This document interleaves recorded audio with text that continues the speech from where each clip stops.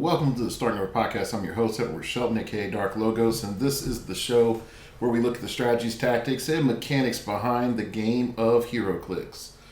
Today, we are looking at the WWE set, and it's going to be a little bit maybe slower paced review, mainly because I still am doing some deciphering, cryptography level stuff here while we're doing this, okay? So there's some things in my mind I'm like, yeah, this is good. And I have to reference the quick guide for the power. Okay, so bear with me. Also, there is the importance of blue and orange clicks. And so we do not know, dials, yeah. So you don't know that in the previews. So there are some things fundamentally I can be getting wrong, and that matters for the pin mechanic. Okay, so if someone comes back and says, lo and behold, on this click is the pin, or the pin clicks, then okay, great. It may change some things, it may not. So I want you all to sort of take everything that I'm saying with a grain of salt, and maybe even cut that piece of salt in half, and then simmer it in a pot of boiling water before you drink it. So yeah, that's the level I'm at for right now. Overall, I gotta say, I'm not quite sure where I land on this set at this moment in general, mainly just because we are missing some of that key information. So, with that being said, I open myself to be heckled from future people about I was right or wrong about WWE. All right, so I'm just going to say, like, all the team ability are the same. So I'm not going to make any comment about the team ability too much unless it's just from, like, yeah, you're going to end up playing it like this. Okay, so let's start off with my man, The Rock. Signature move, People's Elbow. Close, improved movement. Characters, if The Rock has one action token, move him up to 2 squares, then make a close attack, modifying attack +1. If he hits friendly characters, modify damage by +1 when attacking the hit character this turn. Now, this overall is not bad because, again, we have, the ropes and whatnot, so he could possibly knock people into, hindering and then bounce them off. But where I mainly think this is interesting is that you could come in and you can, after you use the slam ability, make a close attack. After resolutions, choose one, give a hit character an action token, or place a hit character in a square adjacent to this character. So you could, I think you could combine it with the signature of People's Elbow. Yeah. Nope, never mind. They're both close, big close, so never mind. You can't do that. I gotta be honest. I think The Rock is okay. Having Perplex is nice, and also he has a special power that allows him to use Slam at no cost after he does Slingshot. So he functionally can get a second attack off, but I think that if realistically, if I was to play him, I think the 40-point version of The Rock is the best. I think you get a lot more out of him, out of the 40-point than you do the 90-point. Yeah, so I'll leave it with that. Now, yeah, let's go on to Stone Cold Steve Austin. He comes in at 80 and at 50. And just looking at him from an 80-point dial, he has a pretty good dial length. He has signature moves, Stone Cold Stunner, close, knockback. If Stone Cold Steve Austin has one action token, make a close action. If he hits after resolution, choose one, give a hit, target an action token, or remove an action token from Stone Cold Steve Austin. So that's not bad in terms of if he hits, he's able to take a token off himself. His stats at 80 are okay. He also has vehicular assault. Charge: when Stone Cold Steve Austin uses it, you may choose to not half his speed value, half his speed. If you do, he has improved movement, characters, and hindering terrain, and modifies damage by +1, but only move in a direct path. Yeah, so I can't recommend Stone Cold Steve Austin. So, yeah, his special power is not good. His submission hold at 50, having the submission hold at his 50-point dial is nice, but I don't think it's enough to sort of justify using him right now. Next up is Triple H. Triple H has a lot of decent keywords. He has signature move as Pedigree. Close: if Triple H has one action token, make a close attack, modifying damage by +1. After resolutions, choose one. A hit, target modifies attack -1, or a hit target, or give the hit target an action token. Again, this is not the best because you're not able to make this attack for free, which is what I feel is really limiting. You're giving yourself a setup on that second turn to just get a nice action off. Numbers game: Empower. Friendly characters that are adjacent or share a keyword with him besides WWE can use Empower. This is not bad, and I think it's the only reason why you would buy Triple H and you would play him at 45 points. So, yeah. Even with all his special powers, that's the only thing that I would really look at. Now, I know some of you are going to say, but hey, Dark Logos, he has access to Stun and access to Slam. Isn't that good? And my answer is, it's okay. It's not enough to take him over, I feel. All right. And just for my personal, just so everybody knows what my personal preference is with the new powers, Nimble, which is speed, black circle, lightning speed, the brown circle. I'm a big fan of that. Flying leap, which is orange circle. Brown circle on attack. Okay. And also a reversal. Those are my favorites. I think they're the most useful in most standard heroclix setups. So that's why. That's why I was. I'm bringing that up. Okay, all right. So if I see characters not with those powers, then I'm more than likely not to be that gung ho about them. Okay, next up is Ric Flair, and he has a okay dial. Where I think this is the bigger deal is just from the grand entrance and as an ID battery.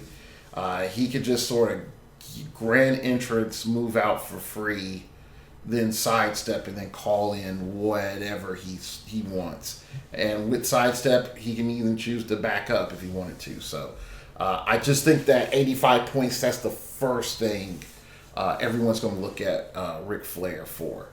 Okay, he has signature move, figure 4 lock, Close. If Ric Flair has one action token, make an action, modify his damage by +1 for each injured leg token on his target. If he hits, both he and his target gain immobile until your next turn. I don't like that. That's bad. Work the leg, walk it off. Once per turn, when Ric Flair damages an opposing character, give them an injured leg token. Characters modify speed -1 for each injured leg token they have, and defense -1 for every 2 injured leg tokens they have.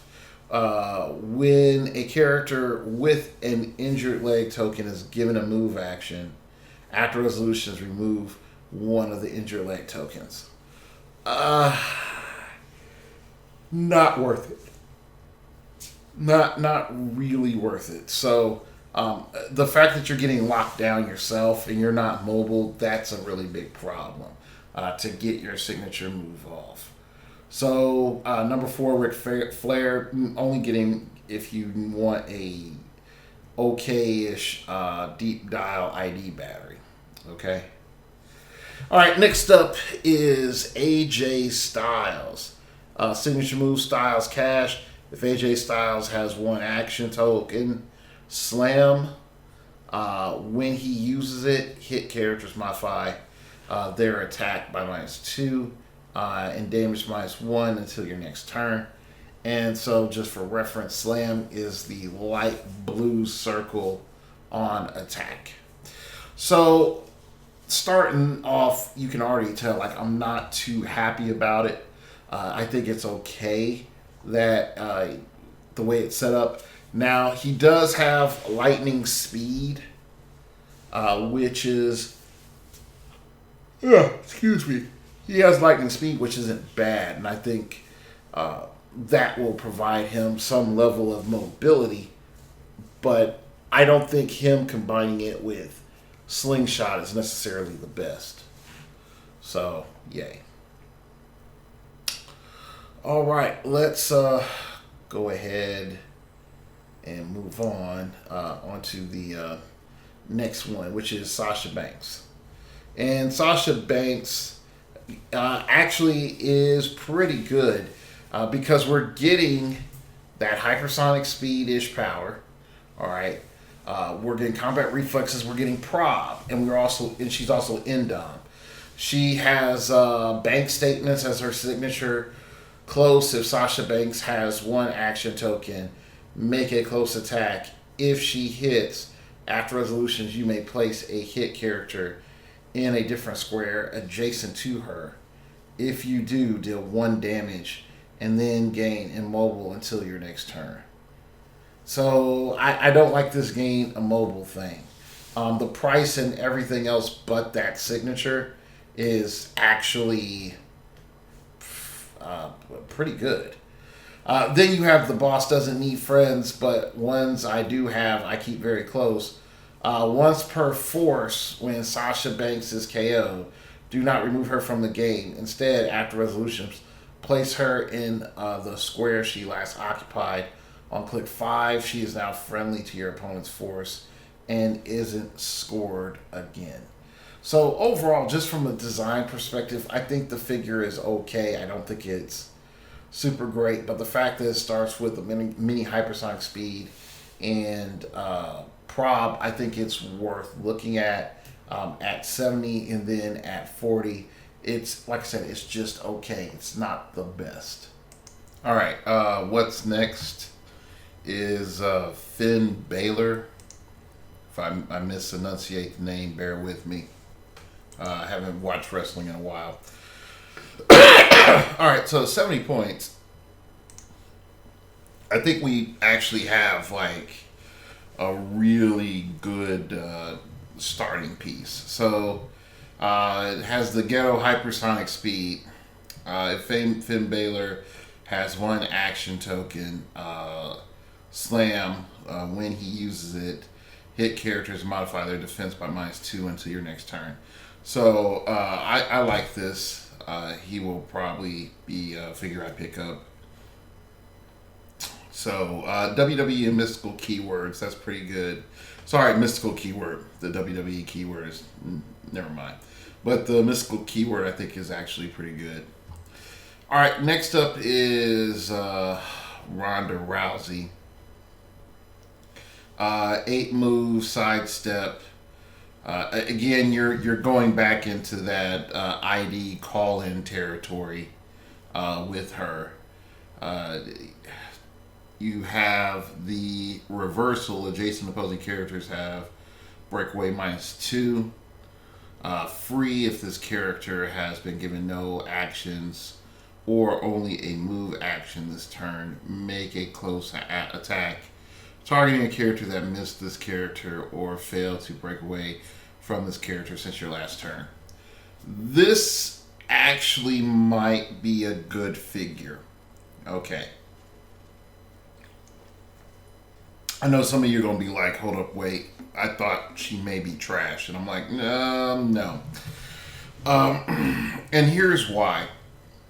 At 95 points, if you give her the symbiote, which, yes, the negative breakaway can stack. I learned that with plasticity, multiple sources of plasticity. You could turn this into literally an ultimate trap type character. And not only that, let's go back and read reversal. Adjacent opposing characters have minus breakaway 2. Free if this character has been given no actions or only a move action this turn. Make a close attack targeting a character that missed this character or failed to break away from this character since your last turn. So you could stack up. You could just like tie down a character and you just like, look, homie, you're either going to go colossal or roll a 6. Either way, you're going to have to deal with this. And the moment you do, I'm going to retowel on top of you. There's nothing that you can do about it, and I'm going to summon an ID card and potentially, punch you for free. So I think that Ronda Rousey, with the right equipment, could be devastating to a lot of different teams out there. Also considering the length of her dial at 8 clicks, she's not just going to die to one call-in. Okay, so there's that to think about as well. She has her armbar signature move, close, improved movement. Characters, if Ronda Rousey has 1 action token, move up to 2 squares. So again, you already have sidestep for most of her dials, so you're just doing this on top of the sidestep. Then make a close attack. After resolutions, choose 1, deal 1 penetrating damage to a hit character, or for the rest of the game, a hit character can't be healed if Ronda Rousey is on the map. Now, this is actually huge for a couple of reasons. Number one, things like Stealth Sentinel just hate this chick. She can the breakaway part isn't so much the issue. It's the fact that if the signature move goes off, Stealth Sentinel can't heal itself. And it has no other source of healing that it can access. Okay. So there's that. Also, just dealing 1 penetrating damage. Dark Phoenix also hates it. It's just like, boom, you're dead. Nothing you can do about it. So overall, I think that Ronda might be pretty good. Oh, I'm not even done with her. Piper's Pit. Now you're mainly benefiting from this for her at 45 points, which I'm not too gung-ho about right now. Reversal Slam. When she uses Slam and chooses to place the target, she may place them in a square within line of fire up to 3 squares away instead of adjacent, and then may place herself adjacent to them. Okay, reversal is not bad. Again, that's that, breakaway, power. But then putting Slam on that to make a close after resolutions, choose 1, give a hit character an action token, or place a hit character in square adjacent, and then just say you can move a character 3 squares away.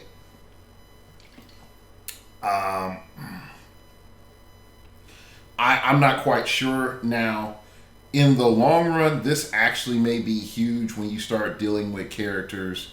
You're trying to like flip them closer to other characters. So I can see that being pretty cool. But overall, Ronda Rousey needs like a symbiote or something that will grant her plasticity, and I think she'll take off and just wreck people. All right, next up is John Cena. And John Cena, already, just looking at the initial dial length, is not impressing me. Okay, and looking at his stats, it's not impressing me. So his signature move, STF, close of John Cena has 1 action token, make a close attack, hit. So yeah, he just gets to make a close attack. He doesn't get to move or anything else. Hit characters gain immobile until your next turn. And for each 5 or 6 in the attack roll, choose 1. Modify damage by +1, or after resolution, give the hit character an action token. Again, I'm not too impressed by this. You can say, oh, but look, if I roll an 11, I'm doing +2 damage, or if I roll crit hit, I'm doing +3, which is whoop-de-doo. That's like the high end of rolling. 10 and 12.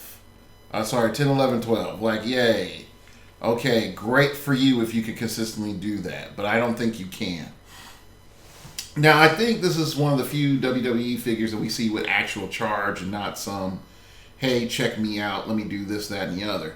I actually think that he is pretty good because you can do grand entrance, move 8, and then charge 4. So that gives you a reach of 12 out of the gate, just to smack somebody down. So I think that's pretty good. But other than that, I'm not impressed by John Cena. So let's keep going. Macho Man Randy Savage. The man, the myth, the oh yeah. Let's look at his signature move. Flying elbow, improved movement, ignores hindering characters. Yeah, see, that's automatically better. If Macho Man Randy Savage has 1 action token, move up to 3 squares, then make a close attack. Okay? So, again, it's already better. If you started adjacent to 2+ ropes, modify damage by X. Where X is the amount your attack total exceeded the hit character's defense value. Yeah, that's pretty good. That is pretty good. So you can sort of bounce over and like clock some dude, and you have charge plus reversal, so it's hard for them to get away. Yeah. I'm liking Macho Man Randy Savage at 100. So let's look at his special power. One of the greatest talkers in WWE history. Perplex. Oh yeah, that's good. Oh, now you do it right. Oh yeah, that's great. Oh yeah. Perplex. When Macho Man uses it to target himself, he may modify a value except damage by +2. Oh yeah. Instead of 1. When he uses it to target an opposing character until your next turn, that character can't use Outwit or Perplex. Oh yeah, yeah. That's good. Cue the Will Smith 2018 rewind. Oh, that's hot. That's hot. I'm rotating out my body armor drink to my second orange mango. So yay. The 28 ounce to give me a crap ton of sugar before I go to bed. This is why I can't lose weight. All right. So, Macho Man Randy Savage goes on the buy list. Definitely. Because he's stupid. He's stupid good. So, yeah, I like that. All right. Next up is Trish Stratus. Right. Never liked Trish Stratus at all. Ugh. Never was a fan of her. Signature move, stratification. Close.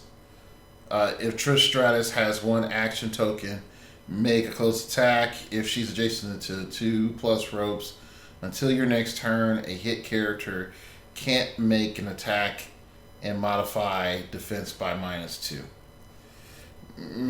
Okay. Whenever you're requiring ropes, I have a problem with it because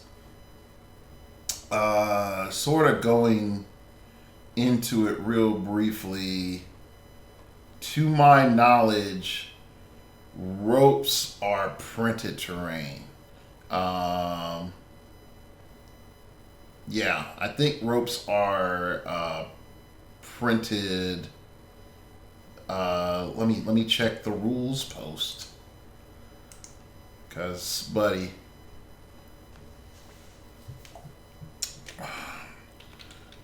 cause a brother can be wrong. Nope, it's not in the rules post, because it just shows the powers. But again, to my knowledge, ropes are inherently bouncy. Okay, here we go. Ropes, once per knockback, when a character would be knocked back into a rope, active player may choose that instead their knockback path. Okay, never mind.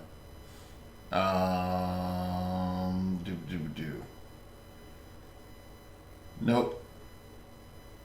But what is a rope? Well, wrestling ring has ropes along the edge. Hindering terrain or blocking terrain as ropes. Okay, so no, never mind. Yeah, print it. Yeah, print it, hindering and blocking. Okay, so you just can't throw up barrier. So anything that involves ropes, people, there are going to be maps that are going to be really good for ropes characters, and there's going to be maps that are really bad for ropes characters. And I think that's the issue, is depending on where the game goes, you really want to come back and reevaluate ropes characters versus non-dependent ropes characters. So yeah, I'm just sort of throwing that out there right now. I don't know how many people have talked about it. I've been a little bit light on my heroclix podcasting listening this last year for multiple reasons. So yeah. All right, next up is Asuka.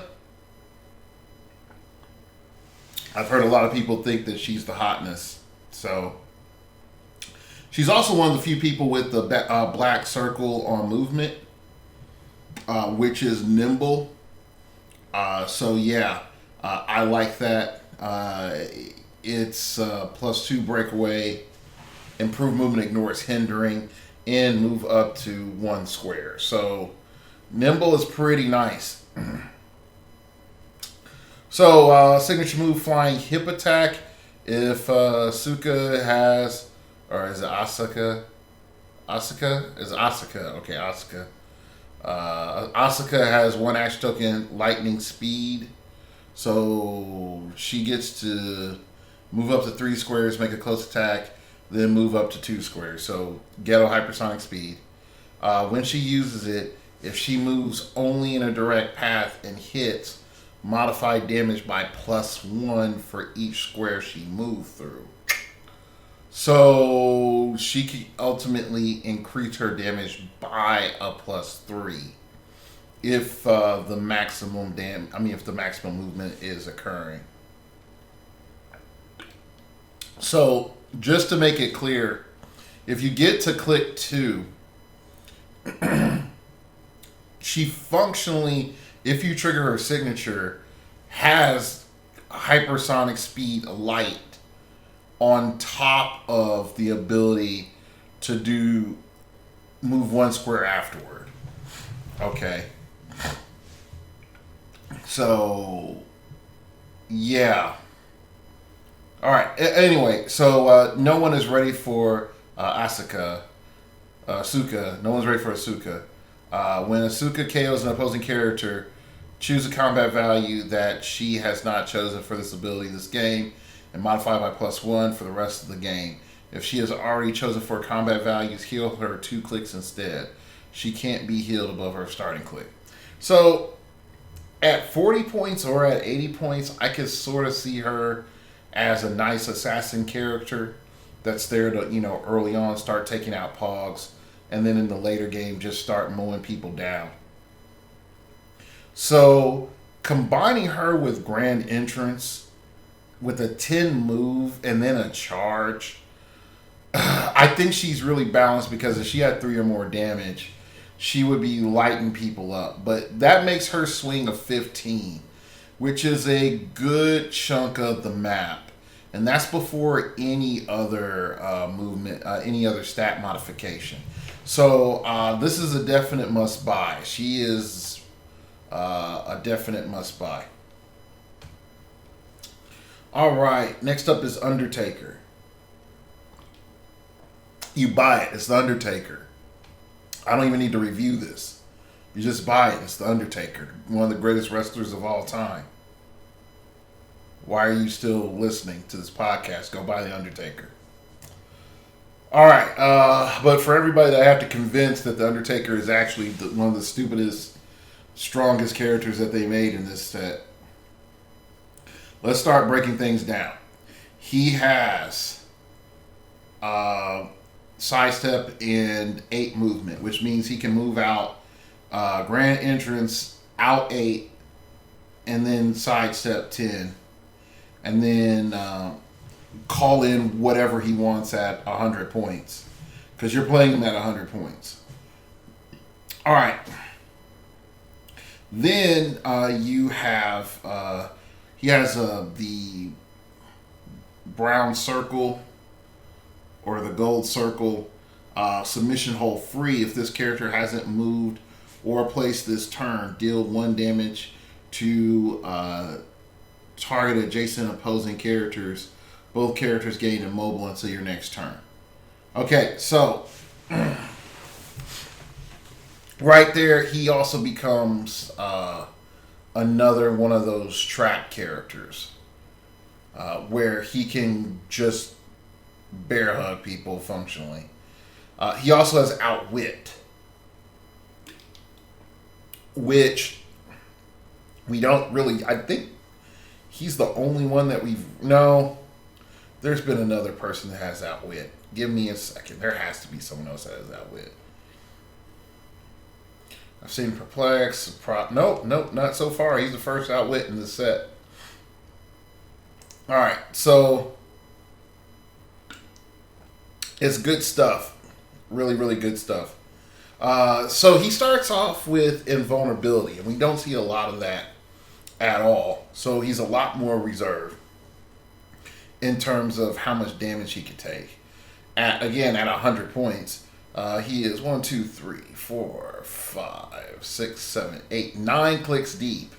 At 100 points, screw you, Rebirth. You can get a lot of clicks of life in decent stats. Oh gosh.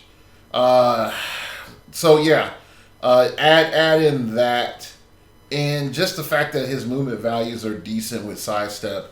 You can put any number of equipment on him, and he can just be good. He's really great as an ID battery. Exospecs on him makes him a stupid level cannon to go off and just wreck people. I would make the argumentation that, I know it almost sounds like blasphemy coming out of my mouth, but he's functionally better than Black Adam with Exospecs. Okay? Because he can go in one turn, Grand Entrance, sidestep, pick hypersonic speed with Exospecs, and literally hit any character he wants on the map. So let's again break down the math. So he moves 8 movement, then sidesteps 10, Then hypersonic speed's another 8. So 18. So just about the whole map. There's 2 squares as opponent. 4. Yeah, no, 2 square. No. That was just 4 squares. 4 squares. Sorry. Your opponent can't get to. But again, basic stat modification. He can get almost anywhere he wants to on the map. Plus, he's monster and mystical. I support him. I support Undertaker. And again, I haven't even gotten to his power, like his just signatures and all this other stuff. So, Tombstone Piledriver is a signature move. 1 action token, make a close attack, modify attack and damage by +1 for each action token on the target, and an additional attack by +1 if the target has a mobile. Yeah.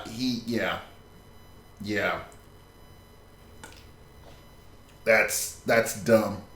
He stat pumps himself so hard.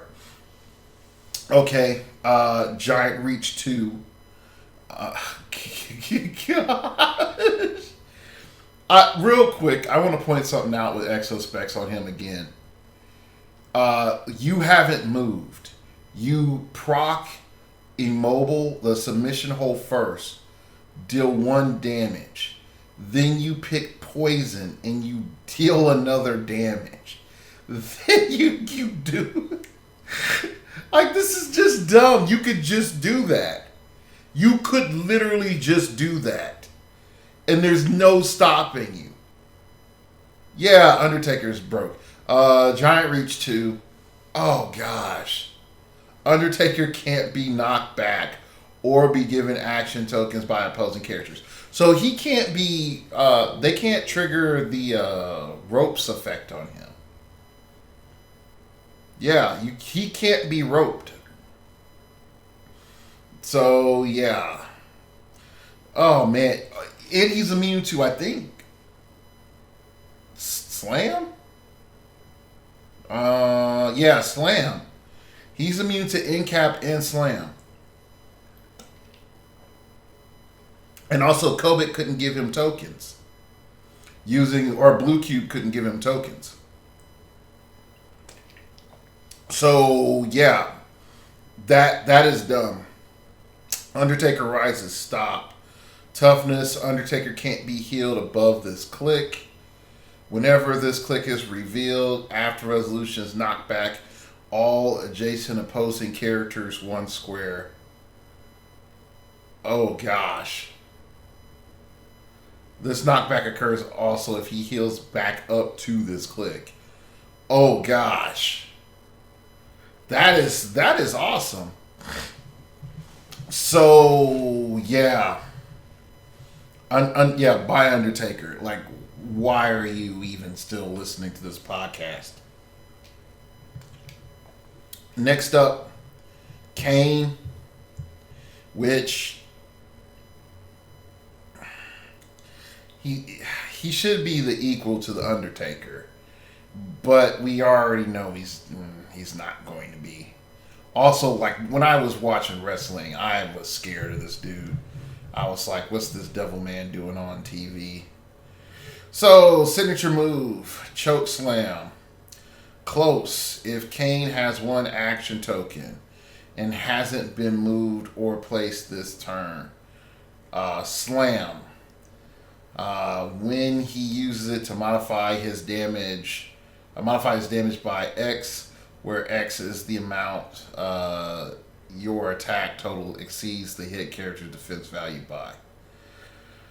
So again, if we look at Slam, you could give the hit character action token or place hit characters in a square adjacent to the character. So,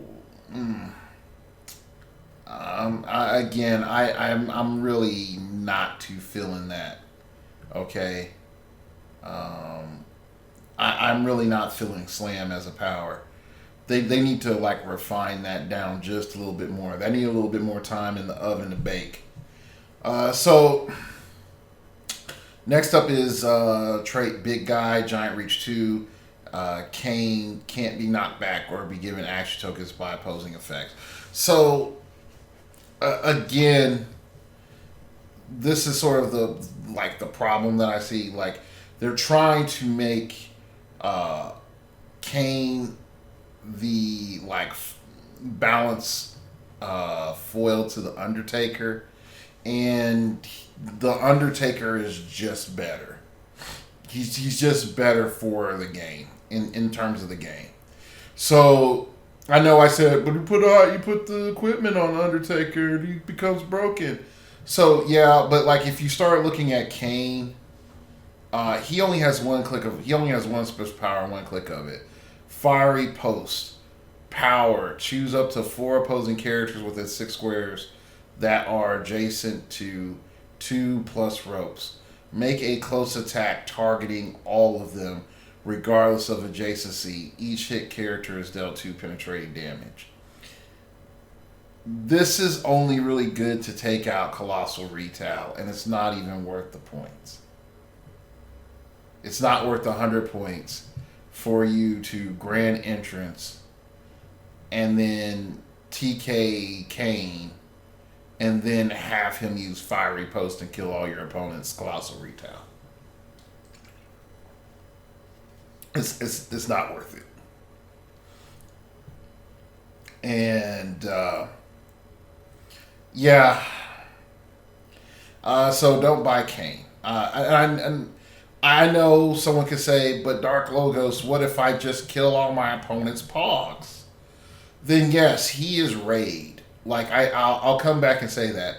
For 100 points, Kane has the ability to just be Starro's ultimate bane. Because then he just kills all the Starro fights and there's nothing else that can be done. Or Pogs or a few other things if he can get the hit. But I don't think that justifies you just playing him because he can do that. And at the high price point, it's just almost too much. All right, Andre the Giant. Man. So, Andre the Giant, signature move, scoop slam. If Andre the Giant has one action token, slam, when he uses it, he may choose both options. Again, slam is not that great of a power. I'm just saying, it's really not that great of a power. Big guy, Giant Reach 2, can't be knocked back or be given action tokens by characters. So again, you're already starting to see the problem of slam. Okay, you're creating characters that are immune to it because again, they can't be slammed because they're really big guys. I get it. You can't slam a really big guy into the mat. But I would make an exception be like unless you're also a really big guy. You know. The big boot, sidestep, slingshot. When an opposing character that moved this turn miss Andre the Giant with a close attack, after resolutions, deal that character 2 damage and knock them back 2 squares. Now this is pretty good. And he has it his entire dial. So I think that this in terms of effectiveness is overall really good because you deal with characters that have invulnerability, invincible. They're not taking any damage, but you're run-of-the-mill little like street level chunk dude trying to fight you. Yeah, Andre the Giant is going to be like, no, get this weak stuff out of here, son. So there's that.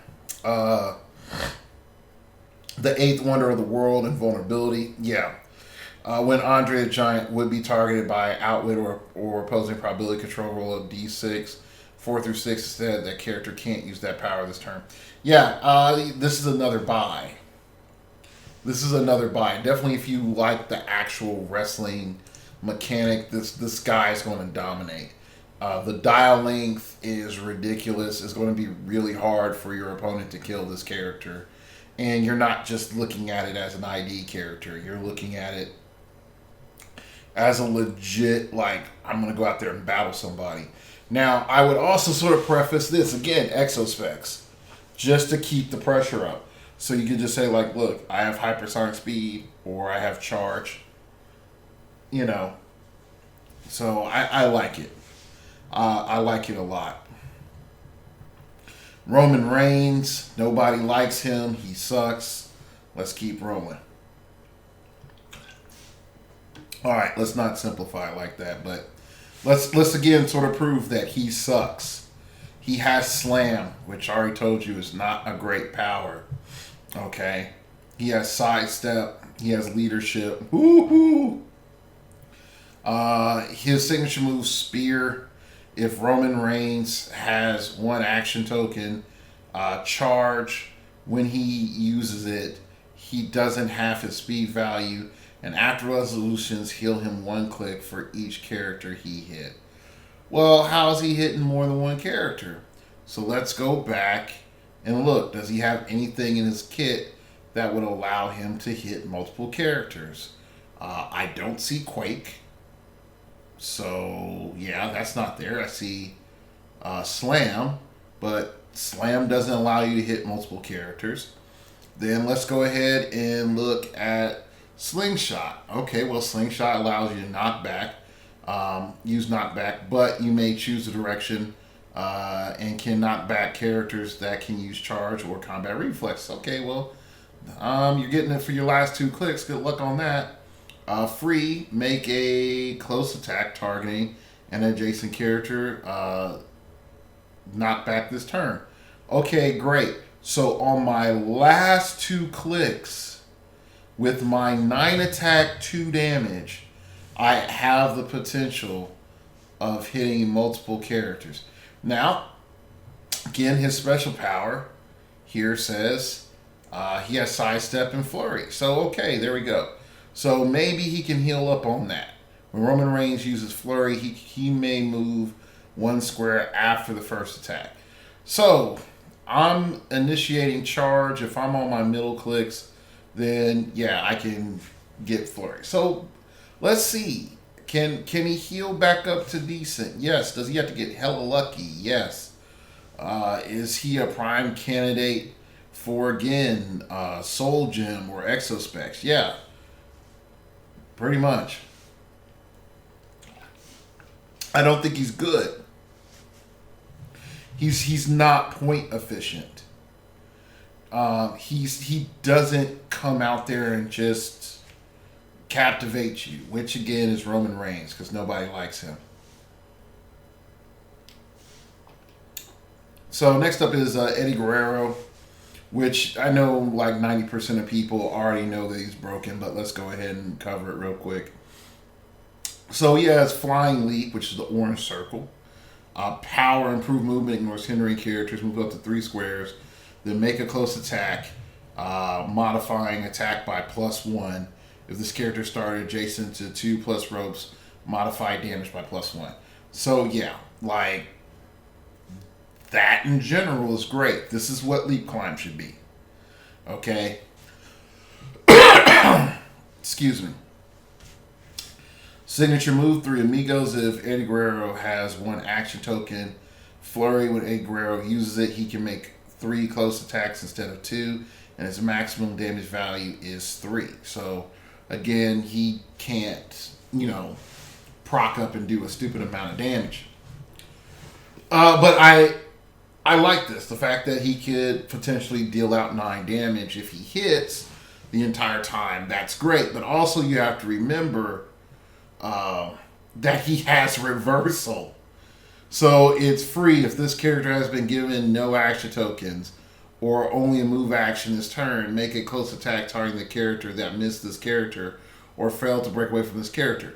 So in a turn, starting off, someone tries to hit Eddie. The attack roll hits. He rolls super senses. They missed. Eddie Guerrero punches a character. Okay, again, character tries to fail breakaway. Tries to get breakaway, fails breakaway. Eddie activates reversal, attacks for free. Then he proceeds to do 3 amigos and attacks 3 more times. So he can make 4 attacks in 1 turn. Okay, so this is actually really, really strong. And I would tell everybody just off that combination alone, they need to go and get Eddie Guerrero. He's probably going to be the most expensive WWE figure of all of them. From what I've seen so far, he's the strongest. And I like Undertaker. Okay. So then he has a stop click. First time's reveal, heal Eddie 1 click. Yeah, he has a stop click. So, this is dumb. So you automatically heal him 1 click, and then your opponent has to knock you back onto the stop, and then kill you again. That is dumb. Plus, he has prop to reroll 1 die. Yeah, Eddie Guerrero, best one, best character. Okay, Big Show. Love me some Big Show as a wrestler. Again, he's got the big guy thing. He has a traitor once per force. When Big Show is KO'd, do not remove him from the game. Instead, after resolutions, place him in a square he last occupied. On click 7, he is now friendly to your opponent's force. Not necessarily feeling that at all. Not feeling that at all. So, for what he does in his stats and the potential for him to get healed up, I would say do not buy Big Show. A lot of and I know some of you might be saying, but what? Why? Why Dark Logos? If we look at all our other traders in the past, most of our traders were low points. Okay? And this trader comes back with 4 movement, sidestep, 11 attack, 17 defense, and exploit. Okay, that's not fun. Okay, also,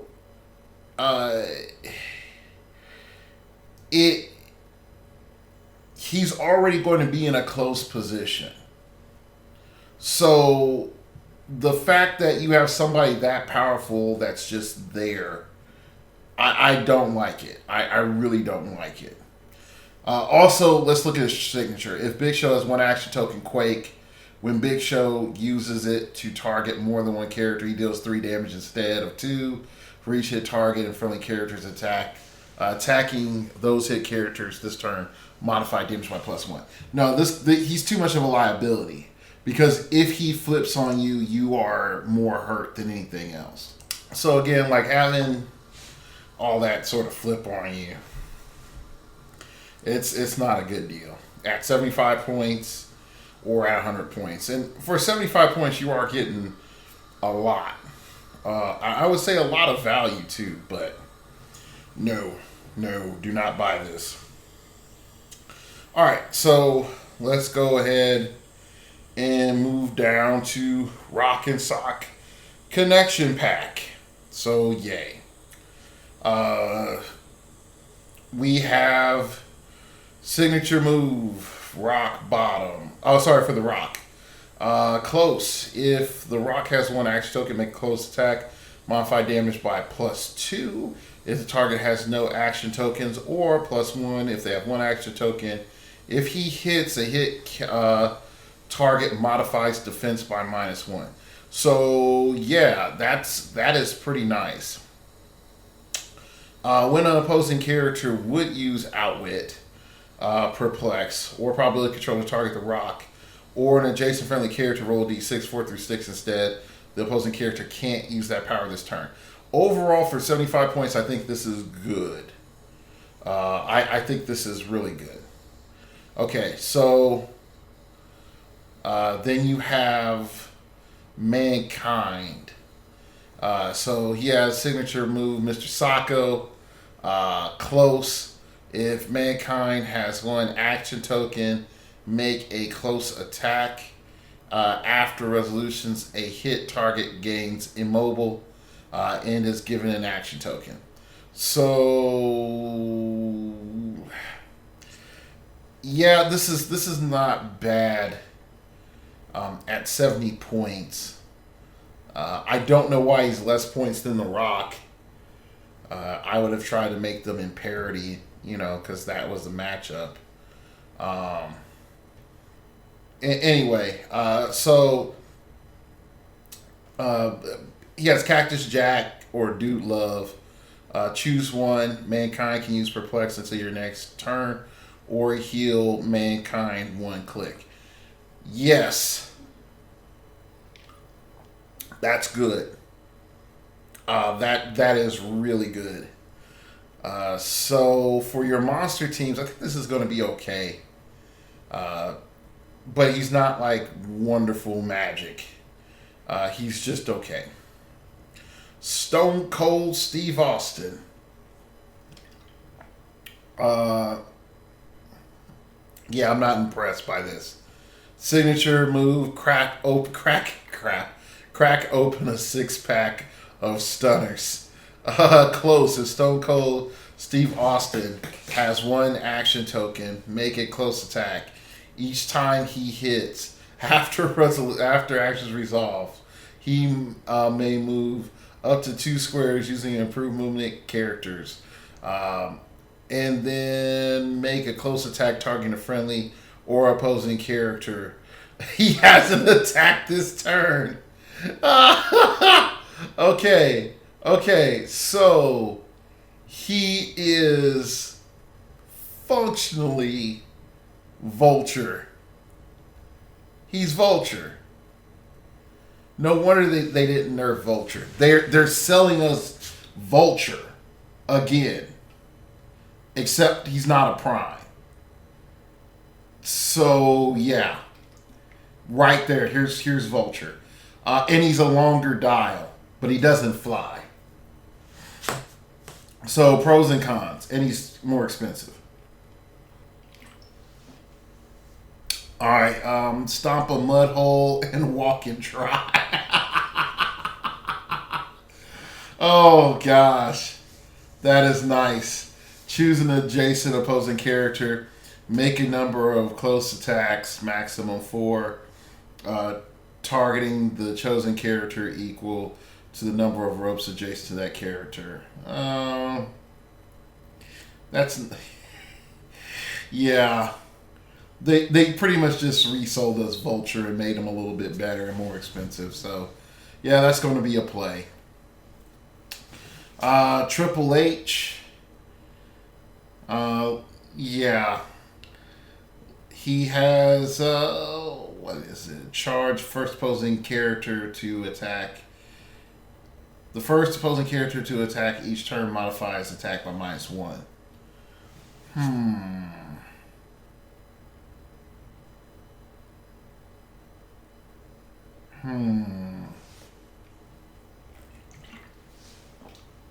That actually could be oppressive. In combination with some other effects. Other like -1 effects for attack. So I actually, just for that alone, has me sort of intrigued. Yeah, that makes me think a lot on that. Okay. I don't really need to look at much else. It's not that amazing. I mean, we've seen better figures. Ric Flair, again, he has that mini sidestep breakaway automatically power. His signature move, low blow while the ref is distracted. Ric Flair has one action token, make a close attack. If he hits instead of normal damage, roll 1d6. and deal the hit character damage equal to the result, minimum 3, minimum 3 damage dealt.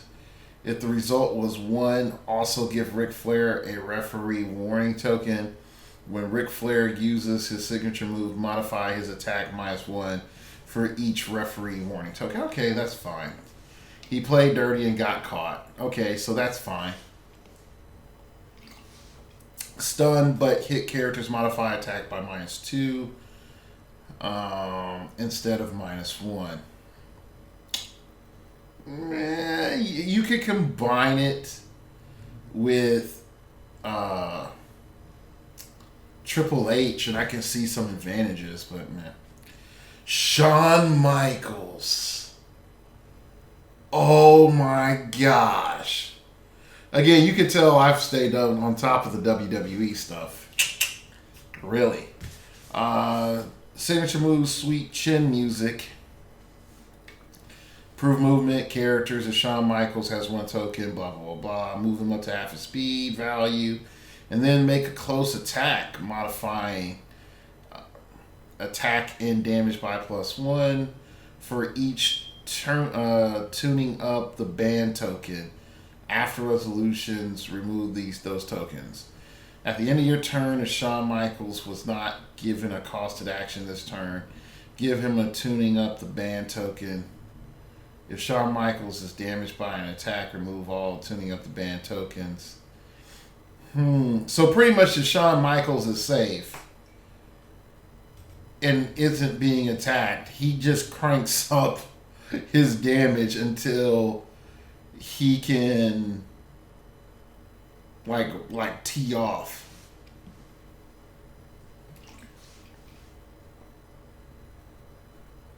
That's not bad, but you could tell like they nerfed his values so that he has that built in. So he has nimble and sidestep, so functionally he can move 3 squares for free each turn. He might be the best ID call-in battery. Because, again, he has sidestep and nimble. So, yeah. I think he's probably the best in terms of function ID battery that you have. Because he can nimble in 1, call in a character, and then sidestep back 2. So yeah, like that is actually pretty big. All right, mixed match starter set. All right, so you have Charlotte Flair. So okay, signature move, natural selection.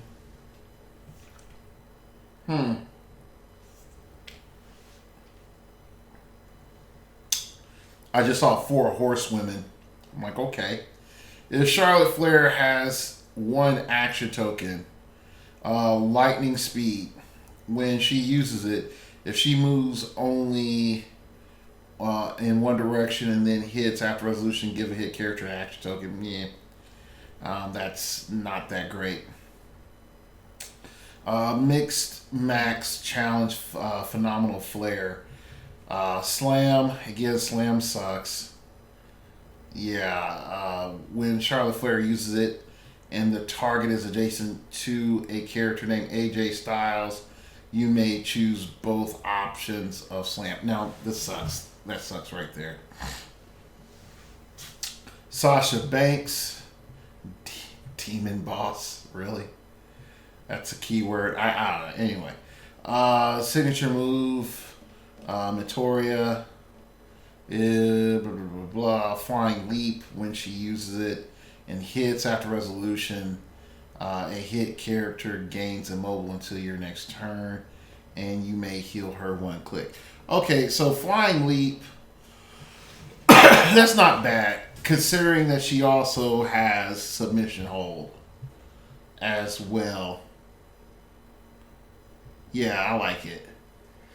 Because you could activate flying leap and move 0 moves, since it says move up to 3 squares, and get an attack bump.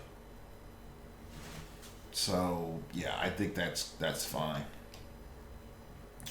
So she's okay. So let's keep looking at a mixed max challenge, demon ball, slingshot. When Sasha Banks knocks back a character until your next turn, if that character is adjacent to a character named Finn Balor, modifies defense by -1. So they're working together. Yeah. Finn Balor, signature move, coup de grace. Finn Balor has 1 action token, flying leap. Blah, blah, blah, blah. When he uses it, a hit character can't use defensive powers until your next turn. Ooh. See, the problem is that token. If he could do that without an action token, I would say that he would have been one of the best characters in the game, period. Because he would be like a miniature version of old school Banshee, almost. But they brought it in a little too much. Slingshot, okay, mixed max challenge, demon boss. Slingshot, when Finn Balor knocks back a character until your next turn. If that character is adjacent to a character named Sasha Banks, modifies defense by -1. Yeah, all right, never mind. So they're all sort of working together. AJ Styles, signature move, phenomenal forearm. If AJ Styles has 1 action token, flying leap. Hits, your opponent can't use speed or attack powers until your next turn. Yeah. He has prob. He's one of the few WWE characters with prob, but yeah. This isn't good. Slam, yeah, see, you're already going in with Slam. So, yeah, this is just bad. When AJ Styles uses it and target is adjacent to a character named Charlotte Flair, you may choose both options of Slam. Yeah, no, thank you. So, I am not that happy with the mixed match starter set. So, that is a no-go for me. Alright, so you have the WWE ring. Now, it would suck badly if the WWE ring, which it looks like it freaking may as well be, is coming with the mixed match set, because they just sold you a pile of crap and then give you the ring.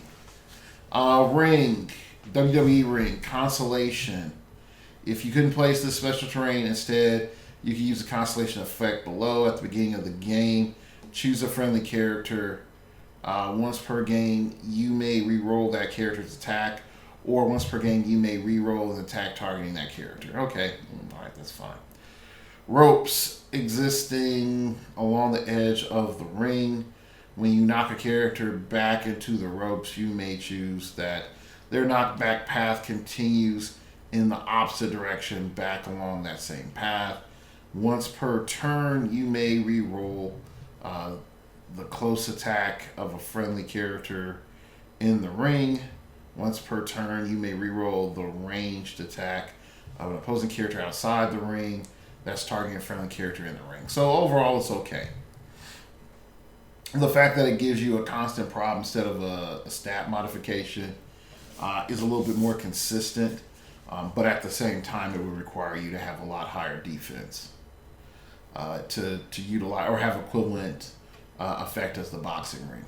So my thoughts on this set. So far, it's not bad. Is this the glowing review that some people may have hoped? No. Is this am I a lot more fair, I feel? Yes. And if you are just a wrestling fan, you're going to get your guy. Okay? Like, let's not pretend that I'm just going to ignore The Rock. Okay? I'm going to play The Rock. I'm going to find a way of, I could go into a whole bunch of Rockisms. Okay?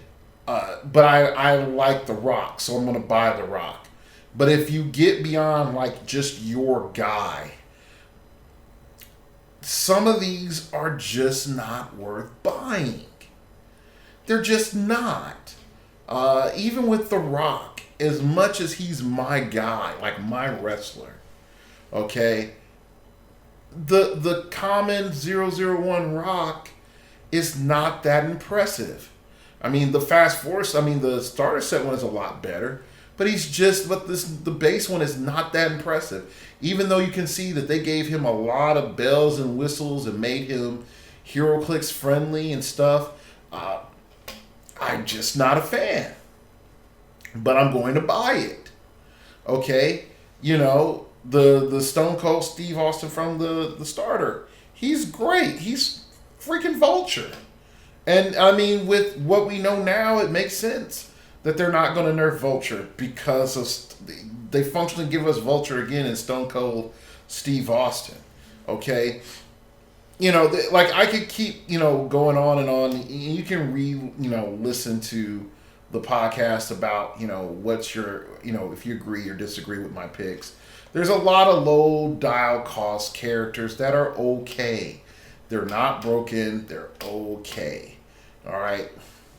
And that is fine considering this is a new property. Trying to get a sense of how it plays out, how the, average player is going to take to the set or not. I think that is important. But when I come back and I look at where this is going to fit, there are some characters that just do not fit at all. There's some characters like John Cena that are just mediocre. You're getting value in dial length. You don't have any other qualities that make you say, okay, I'm going to play this for this. Okay, you can still give me dial length.